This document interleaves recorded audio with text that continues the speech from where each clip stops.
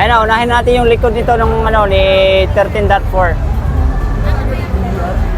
Ganito rin speaker niya sa power supply niya, ito ang gamit. Tapos, pari-parehas lang sila ng likod, no? Yan, meron din siyang sensitivity. Gray stereo parallel. Tapos ito yung mga link nila. Yung link nila, channel 4 at saka channel 3 yung link. Yun lang. Meron pala dito sa kabila. Ayan. 2 at saka 1 na link. So, dalawa rin yung fan niya. Tapos tingnan natin kung gaano kahaba to. Ayan, pinapatanggal natin para makita nyo talaga kung anong laman yan. Hindi nyo to magagaya, tinago yung power transistor. Tingnan natin kung saan. Parehas lang. Parehas lang, parehas. Tingnan natin yung supply kung parehas.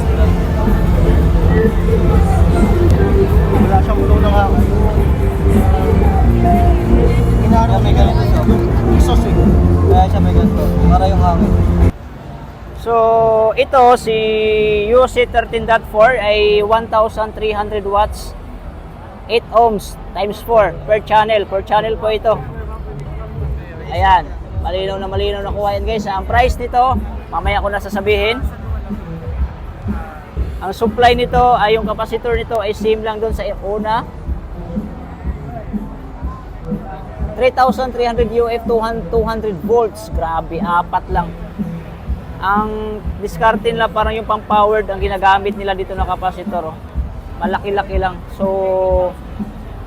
dito apat lang, doon apat. So, 8 capacitor lang lahat. Ibig sabihin, parang 2 capacitor lang per channel ang ginagamit nito. Tingnan niyo naman yung mga relay niya, no? Oh. Ang lupit.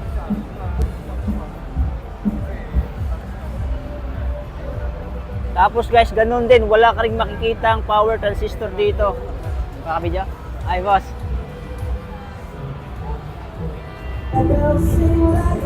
So, bibilangin natin yung laman sa loob.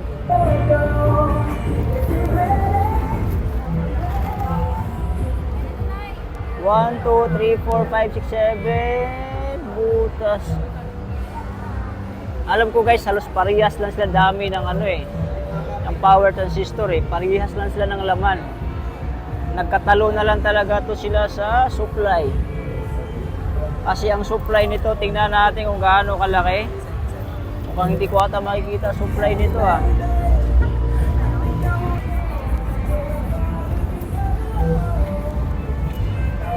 Ayan, yung supply niya is ang pakaangas, 121 volts. 121 volts. Ayos ba?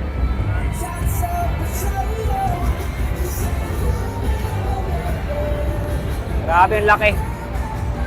So, sa supply lang sila nagkakatalo.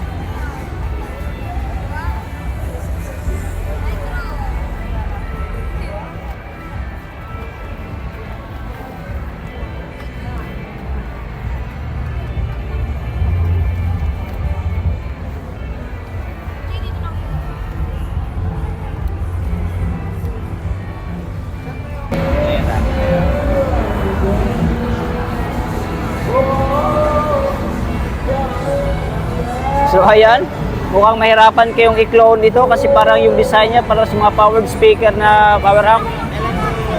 Ayos na ayos. So ang price nito sasabihin ko na nasa almost 49,000 pesos. Okay? So, bye-bye. Anong ang pangalan mo? RTV Tips. Oo. Kayo po ba yung may hawak na sa round? Oo. Ayos. Ayan sir, magmerienda daw tayo. Anong store mo, sir? Crown kami. Crown mismo sa Quiapo? Oo. Crown kami nag-distribute sa Quiapo ah. Marabon, sa probinsya. Crown Sakura. Si Tapos sir yung Highmart. Yan. Si sir yung may hawak sa Crown. TV. Yun.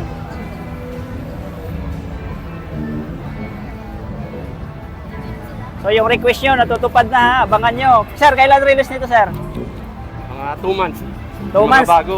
2 months, 2 months ang Abot rilis. ng December yan, bago man. Ayos.